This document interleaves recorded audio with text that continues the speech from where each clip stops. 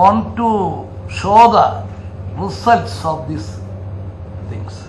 Even now there is some doubts and some apprehensions are there.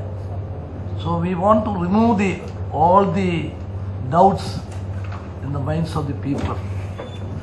So I congratulate Mr. Ayyappan, you took the lead and you have to show the benefits of this. Then I am sure that others will follow. The Chief Secretary is personally looking after to solve all the problems relating to the GAIL pipeline.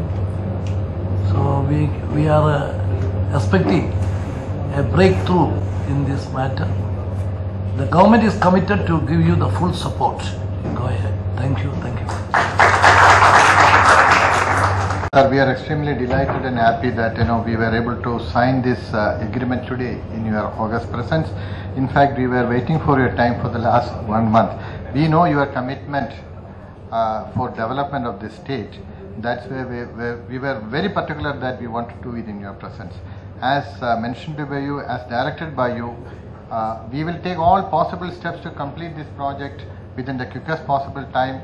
Maybe, sir, we will come back and invite you to inaugurate this storage and regasification facility in the month of January 2014, if not earlier than this. Sir, this is a clean fuel, eco-friendly fuel, and it is very cost effective also according to our feasibility studies. So we stand committed and we will prove to the other people that this is something which we will have to follow. And once again, we are really grateful to you for your support, your good words, and more than that, your presence make all the difference. That itself shows your commitment to this. We also especially thank the Chief Secretary, Sri Bharat Bhushan, for personally, because we have heard you committing to him.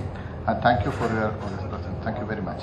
And I thank all the members and media people for your kind presence today. Thank you very much.